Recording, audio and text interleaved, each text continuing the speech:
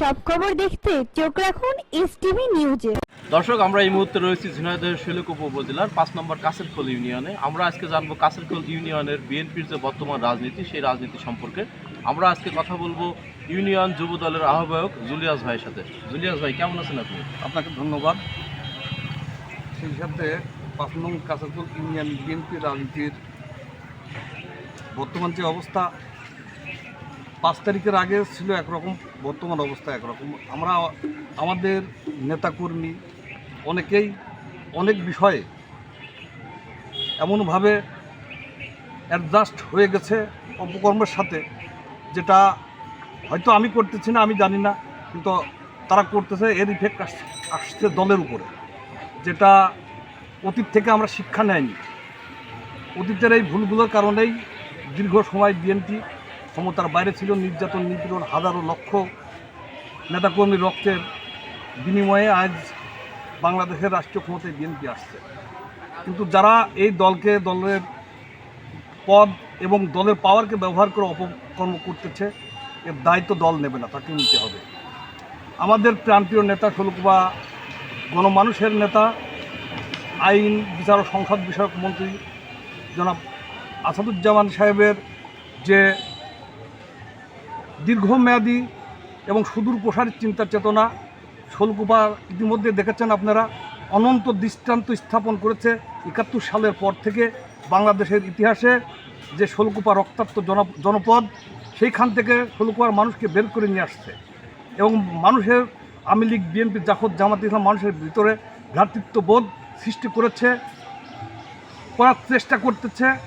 আইনের শাসন, মানবাধিকার এবং নাগরিক অধিকার সুরক্ষার জন্য নাগরিক সেবা মানুষের গোড়ায় পৌঁছা দেওয়ার যে নির্লস চেষ্টা করে যাচ্ছে, কিছু নেতাকর্মীর কারণে এগুলো ম্লান হয়ে যাচ্ছে। তো আমি ইউনিয়ন যুব দলের আহ্বায়ক হিসাবে, আপনারা সাংবাদিক ভাইয়েরা, জাতির বিবেক, আপনাদের কাছে বিনীতভাবে অনুরোধ রাখব যে সঠিক তথ্য উপাত্ত জাতির কাছে তুলে ধরবেন, এটাই আমার আশা। যদি আমি কোনো অপকর্মের সাথে জড়িত থাকি, সেটাও করবেন। এবং আমি আইনের ঊর্ধ্বে নয়। আমি যদি অপরাধী হয়ে থাকি, আমি আইনের কাছে অপরাধী হয়ে থাকলে আমি শাস্তির জন্য সবসময় প্রস্তুত আছি। সেই সাথে যারা এই দলের নাম ভাঙিয়ে বিভিন্ন অপকর্ম, কেউ সালিশ বাণিজ্য, কেউ ভূমিদস্যুগিরি, কেউ মাদক সন্ত্রাস, বিভিন্ন অপকর্মের সাথে জড়িত আছে, আমি চাই সঠিক সুষ্ঠু তদন্ত সাপেক্ষে এদের বিরুদ্ধে ব্যবস্থা নেওয়া হোক। সে কে, কোন নেতা, সেটা বড় কথা নয়, কিন্তু অপরাধী তো অপরাধী। সেই সাথে বর্তমান যে অবস্থা দলের, আমি বলবো মোটেও সুখকর নয়। কেউ চেয়ারম্যান, কেউ মেম্বার হওয়ার জন্য দলকে বিকিয়ে, এক কথায় বিভিন্ন কায়দায়, বিভিন্নভাবে বিভিন্ন লোক নিয়ে এসে দলের মানুষকে, দলকে বিভ্রান্ত করার চেষ্টা লিপ্ত আছে।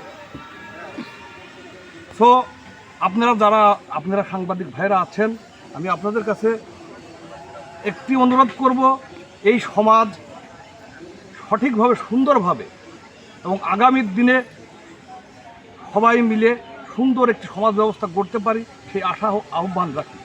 এই কথা বলে আমি আমার কথা শেষ করছি। আল্লাহ হাফেজ, বাংলাদেশ জিন্দাবাদ। ভাইয়ের সাথে কথা বলছিলাম, তিনি যেমনটি জানাচ্ছিলেন যে আসলে ইউনিয়নে সালিশ বাণিজ্য, ভূমিদস্যুতা, দখল সহ বিভিন্ন অনৈতিক কার্যকলাপের সাথে জড়িত হয়ে গেছেন যারা বিএনপির স্থানীয় নেতৃবৃন্দ রয়েছেন তারা। পাশাপাশি তিনি মাদকের বিষয়টি কথা বলেছেন, যেখানে মাদকের ছয়লাভ হয়ে গেছে, মাদকের বিরুদ্ধে যাতে কঠোর ব্যবস্থা নেওয়া হয় সেদিকেও তিনি প্রশাসনের দৃষ্টি আকর্ষণ করেছেন। তো আমরা ছিলাম ঝিনাইদহ শৈলকুপা উপজেলার ৫ নম্বর কাছেরখোল ইউনিয়নে। ধন্যবাদ।